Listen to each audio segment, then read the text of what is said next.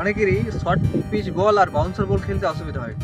অসুবিধা হয় মানে কি, তাদের সাইড অন করতে অসুবিধা হয়। তো সেটাই আমি আজ তোমাদেরকে দেখাচ্ছি যে কীভাবে তোমরা সাইড অন হবে আর অসুবিধা কেন হয় তোমাদের। তোমরা ব্যাট ধরার টাইমে বাউন্সার আর শর্ট পিচ বল খেলার টাইমে একটা জিনিস খুব ভুল করো, সেটা হচ্ছে কি, তোমরা বল আসার সময় আগের থেকেই চেস্ট অন করে দাও, চেস্ট খুলে দাও। তাহলে কি তোমাদের বল চেস্টে লাগবে, এখানে লাগবে, মাথায় লাগবে, কাঁধে লাগবে, ঠিক আছে। তোমাদের সবসময় মাথায় রাখতে হবে যখনই তোমাদের শর্ট পিচ বা বাউন্সার বল আসবে তোমাদেরকে সাইড অন লিপ করতে হবে। সাইড অন লিপ করলে কী হবে, তাহলে তোমার সাইড অন চলে যাবে বল, ঠিক আছে। তোমরা সবসময় যখনই বাউন্সার বল আসবে তখন তোমাদের সাইড অন লিপ করতে হবে। সাইড অন লিপ করলে কী হবে, তোমার রিস্ক থাকবে না, বল সাইডে চলে যাবে। আর তোমরা চেস্ট আগের থেকে খুলে দাও না, বল যখনই আসবে তখন তোমরা চেস্ট আগের থেকে খুলে দিলে কী হবে, তাহলে তোমার চেস্টে বল লাগবে বা মুখে বল লাগবে, হেলমেটে লাগবে। তো তোমার সবসময় মাথায় রাখতে হবে যে সাইড অন লিপ করবে। তোমরা সাইড অন লিপ করলে তোমাদের ঠিকঠাক বাউন্সার লিপ করা হবে আর শর্ট বল আর ভয় লাগবে না খেলতে।